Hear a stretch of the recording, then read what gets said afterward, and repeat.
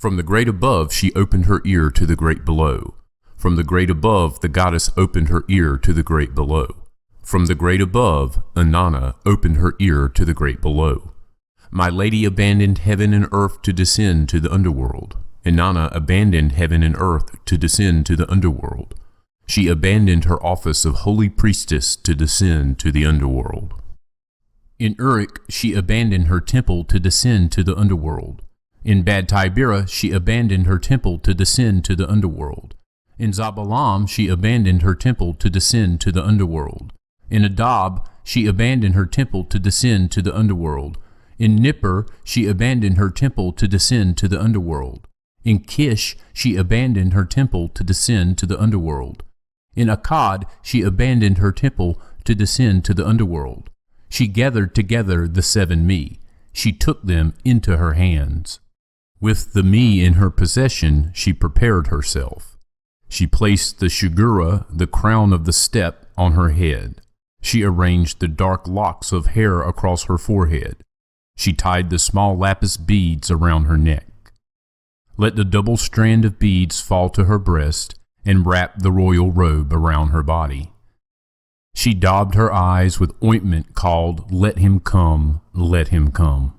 Bound the breastplate called Come Man, Come around her chest.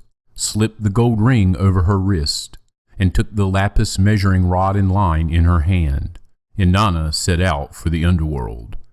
Ninshubar, her faithful servant, went with her.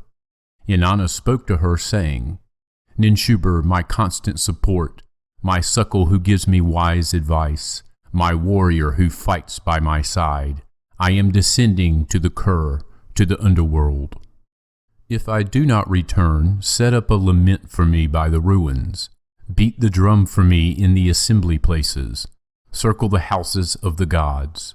Tear at your eyes, at your mouth, at your thighs. Dress yourself in a single garment like a beggar. Go to Nippur, to the temple of Enlil. When you enter his holy shrine, cry out, O Father Enlil, do not let your daughter be put to death in the underworld. Do not let your bright silver be covered with the dust of the underworld. Do not let your precious lapis be broken into stone for the stoneworker. Do not let your fragrant boxwood be cut into wood for the woodworker. Do not let the holy priestess of heaven be put to death in the underworld. If Enlil will not help you, go to to the temple of Nanna. Weep before Father Nanna. If Nanna will not help you, go to Eridu, to the temple of Enki. Weep before Father Enki. Father Enki, the god of wisdom, knows the food of life. He knows the water of life. He knows the secrets. Surely he will not let me die. Inanna continued on her way to the underworld. Then she stopped and said, Go now, Ninshubar. Do not forget the words I have commanded you. When Inanna arrived at the outer gates of the underworld, she knocked loudly. She cried out in a fierce voice, Open the door, gatekeeper, open the door, Neti. I alone would enter. Neti, the chief gatekeeper of the Kur, asked, Who are you? She answered, I am Inanna, queen of heaven, on my way to the east. Neti said, If you are truly Inanna, queen of heaven, on your way to the east, why has your heart led you on the road from which no traveler returns? Inanna answered, Because of my older sister Ereshkigal. Her husband Gugalana, the bull of heaven, has died. I have come to witness the funeral rites. Let the beer of his funeral rites be poured into the cup. Let it be done. Neti spoke, Stay here, Inanna. I will speak to my queen. I will give her your message. Neti, the chief gatekeeper of the Kur, entered the palace of Ereshkigal, the queen of the underworld, and said, My queen, a maid, as tall as heaven, as wide as the earth, as strong as the foundations of the city wall, waits outside the palace gates. She gathered together the 7 me. She has taken them into her hands. With the me in her possession, she has prepared herself. On her head she wears the shugura, the crown of the steppe. Across her forehead her dark locks of hair are carefully arranged. Around her neck she wears the small lapis beads. At her breast she wears the double strand of beads. Her body is wrapped with the royal robe. Her eyes are daubed with the ointment called Let Him Come, Let Him Come. Around her chest she wears the breastplate called Come Man, Come. On her wrist she wears the gold ring. In her hand she carries the lapis measuring rod and line. When Ereshkigal heard this, she slapped her thigh and bit her lip. She took the matter into her heart and dwelt on it. Then she spoke, Come, Neti, my chief gatekeeper of the Kur, heed my words. Bolt the 7 gates of the underworld. Then, one by one, open each gate a crack. Let Inanna enter. As she enters, remove her royal garments. Let the holy priestess of heaven enter bowed low. Neti heeded the words of his queen. He bolted the 7 gates of the underworld. Then he opened the outer gate. He said to the maid, Come, Inanna, enter. When she entered the first gate, from her head the shigura, the crown of the step, was removed. Inanna asked, What is this? She was told, Quiet, Inanna, the ways of the underworld are perfect. They may not be questioned. When she entered the second gate, from her neck the small lapis beads were removed. Inanna asked, What is this? She was told, Quiet, Inanna, the ways of the underworld are perfect. They may not be questioned. When she entered the third gate, from her breast the double strand of beads was removed. Inanna asked, What is this? She was told, Quiet, Inanna, the ways of the underworld are perfect. They may not be questioned. When she entered the fourth gate, from her chest the breastplate called Come Man, Come was removed. Inanna asked, What is this? She was told, Quiet, Inanna, the ways of the underworld are perfect. They may not be questioned. When she entered the fifth gate, from her wrist the gold ring was removed. Inanna asked, What is this? She was told, Quiet, Inanna, the ways of the underworld are perfect. They may not be questioned. When she entered the sixth gate, from her hand the lapis measuring rod and line was removed. Inanna asked, What is this? She was told, Quiet, Inanna, the ways of the underworld are perfect. They may not be questioned. When she entered the seventh gate, from her body the royal robe was removed. Inanna asked, What is this? She was told, Quiet, Inanna, the ways of the underworld are perfect. They may not be questioned. Naked and bowed low, Inanna entered the throne room. Ereshkigal rose from her throne. Inanna started toward the throne. The Anuna, the judges of the underworld, surrounded her.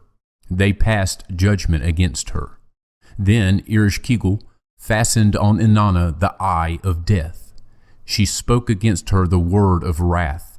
She uttered against her the cry of guilt. She struck her. Inanna was turned into a corpse, a piece of rotting meat, and was hung from a hook on the wall. When, after 3 days and 3 nights, Inanna had not returned, Ninshubar set up a lament for her by the ruins. She beat the drum for her in the assembly places. She circled the houses of the gods.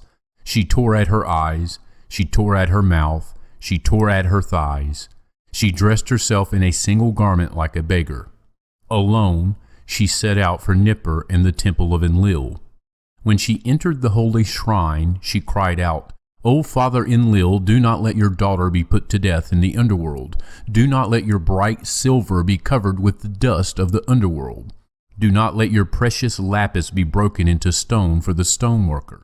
Do not let your fragrant boxwood be cut into wood for the woodworker. Do not let the holy priestess of heaven be put to death in the underworld. Father Enlil answered angrily, My daughter craved the great above, Inanna craved the great below. She who receives the me of the underworld does not return. She who goes to the dark city stays there. Father Enlil would not help. Ninshubar went to and the temple of Nanna. When she entered the holy shrine, she cried out, O Father Nanna, do not let your daughter be put to death in the underworld. Do not let your bright silver be covered with dust of the underworld. Do not let your precious lapis be broken into stone for the stoneworker.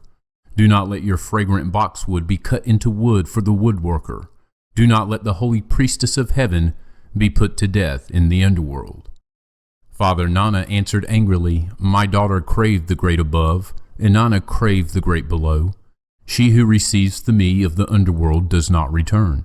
She who goes to the dark city stays there." Father Nana would not help. Ninshubar went to Eridu and the temple of Enki. When she entered the holy shrine, she cried out, "O Father Enki, do not let your daughter be put to death in the underworld. Do not let your bright silver be covered with the dust of the underworld. Do not let your precious lapis be broken into stone for the stoneworker. Do not let your fragrant boxwood be cut into wood for the woodworker. Do not let the holy priestess of heaven be put to death in the underworld." Father Enki said, "What has happened? What has my daughter done? Inanna, queen of all the lands, holy priestess of heaven, what has happened? I am troubled. I am grieved." From under his fingernail, Father Enki brought forth dirt. He fashioned the dirt into a Kurgara, a creature neither male nor female. From under the fingernail of his other hand, he brought forth dirt. He fashioned the dirt into a Galator, a creature neither male nor female. He gave the food of life to the Kurgara. He gave the water of life to the Galator. Enki spoke to the Kurgara and Galator, saying, "Go to the underworld. Enter the door like flies. Ereshkigal, the queen of the underworld, is moaning with the cries of a woman about to give birth. No linen is spread over her body. Her breasts are uncovered. Her hair swirls about her head like leeks. When she cries, 'Oh, oh, my inside,' cry also, 'Oh, oh, your inside.' When she cries, 'Oh, oh, my outside,' cry also, 'Oh, oh, your outside.' The queen will be pleased. She will offer you a gift. Ask her only for the corpse that hangs from the hook on the wall. One of you will sprinkle the food of life on it. The other will sprinkle the water of life. Inanna will arise." The Kurgara and the Galator heeded Enki's words. They set out for the underworld. Like flies, they slipped through the cracks of the gates. They entered the throne room of the queen of the underworld. No linen was spread over her body. Her breasts were uncovered. Her hair swirled around her head like leeks. Ereshkigal was moaning, "Oh, oh, my inside." They moaned, "Oh, oh, your inside." She moaned, "Oh, oh, my outside." They moaned, "Oh, oh, your outside." She groaned, "Oh, oh, my belly." They groaned, "Oh, oh, your belly." She groaned, "Oh, oh, my back." They groaned, "Oh, oh, your back." She sighed, "Ah, ah, my heart." They sighed, "Ah, ah, your heart." She sighed, "Ah, ah, my liver." They sighed, "Ah, ah, your liver." Ereshkigal stopped. She looked at them. She asked, "Who are you, moaning, groaning, sighing with me? If you are gods, I will bless you. If you are mortals, I will give you a gift. I will give you the water gift, the river in its fullness." The Kurgara and Galator answered, "We do not wish it." Ereshkigal said, "I will give you the grain gift, the fields in harvest." The Kurgara and Galator said, "We do not wish it." Ereshkigal said, "Speak then, what do you wish?" They answered, "We wish only the corpse that hangs from the hook on the wall." Ereshkigal said, "The corpse belongs to Inanna." They said, "Whether it belongs to our queen, whether it belongs to our king, that is what we wish." The corpse was given to them. The Kurgara sprinkled the food of life on the corpse. The Galator sprinkled the water of life on the corpse. Inanna arose. Inanna was about to ascend from the underworld when the Anuna, the judges of the underworld, seized her. They said, "No one ascends from the underworld unmarked. If Inanna wishes to return from the underworld, she must provide someone else in her place." As Inanna ascended from the underworld, the Gala, the demons of the underworld, clung to her side. The Gala were demons who know no food, who know no drink, who eat no offerings, who drink no libations, who accept no gifts. They enjoy no lovemaking. They have no sweet children to kiss. They tear the wife from the husband's arms. They tear the child from the father's knees. They steal the bride from her marriage home. The demons clung to Inanna. The small gala who accompanied Inanna were like reeds the size of low picket fences. The large gala who accompanied Inanna were like reeds the size of high picket fences. The one who walked in front of Inanna was not a minister, yet he carried a scepter. The one who walked behind her was not a warrior, yet he carried a mace. Ninshubar, dressed in a soiled sackcloth, waited outside the palace gates. When she saw Inanna surrounded by the gala, she threw herself in the dust at Inanna's feet. The gala said, "Walk on, Inanna. We will take Ninshubar in your place." Inanna cried, "No, Ninshubar is my constant support. She is my suckle who gives me wise advice. She is my warrior who fights by my side. She did not forget my words. She set up a lament for me by the ruins. She beat the drum for me at the assembly places. She circled the houses of the gods. She tore at her eyes, at her mouth, at her thighs. She dressed herself in a single garment like a beggar. Alone, she set out for Nippur and the temple of Enlil. She went to and the temple of Nana. She went to Eridu and the temple of Enki. Because of her, my life was saved. I will never give Ninshubar to you." The gala said, "Walk on, Inanna, we will accompany you to Yuma." In Yuma, at the holy shrine, Shara, the son of Inanna, was dressed in a soiled sackcloth. When he saw Inanna surrounded by the gala, he threw himself in the dust at her feet. The gala said, "Walk on to your city, Inanna. We will take Shara in your place." Inanna cried, "No, not Shara. He is my son who sings hymns to me. He is my son who cuts my nails and smooths my hair. I will never give Shara to you." The gala said, "Walk on, Inanna. We will accompany you to Bad Tibera." In Bad Tibera, at the holy shrine, Lulal, the son of Inanna, was dressed in soiled sackcloth. When he saw Inanna surrounded by the gala, he threw himself in the dust at her feet. They said, "Walk on to your city, Inanna. We will take Lulal in your place." Inanna cried, "No, not Lulal. He is my son. He is a leader among men. He is my right arm. He is my left arm. I will never give Lulal to you." The gala said, "Walk on to your city, Inanna. We will go with you to the big apple tree in Uruk." In Uruk, by the big apple tree, Dumuzi, the husband of Inanna, was dressed in his shining me garments. He sat on his magnificent throne. He did not move. The gala seized him by his thighs. They poured milk out of his 7 churns. They broke the reed pipe which the shepherd was playing. Inanna fastened on Dumuzi the eye of death. She spoke against him the word of wrath. She uttered against him the cry of guilt. "Take him, take Dumuzi away." The gala, who know no food, who know no drink, who eat no offerings, who drink no libations, who accept no gifts, seized Dumuzi. They made him stand up. They made him sit down. They beat the husband of Inanna. They gashed him with axes. Dumuzi let out a wail. He raised his hands to heaven to Utu, the god of justice, and beseeched him. "O Utu, you are my brother-in-law. I am the husband of your sister. I brought cream to your mother's house. I brought milk to Ningal's house. And I'm the one who carried food to the holy shrine. I'm the one who brought wedding gifts to Uruk. I'm the one who danced on the holy knees, the knees of Inanna.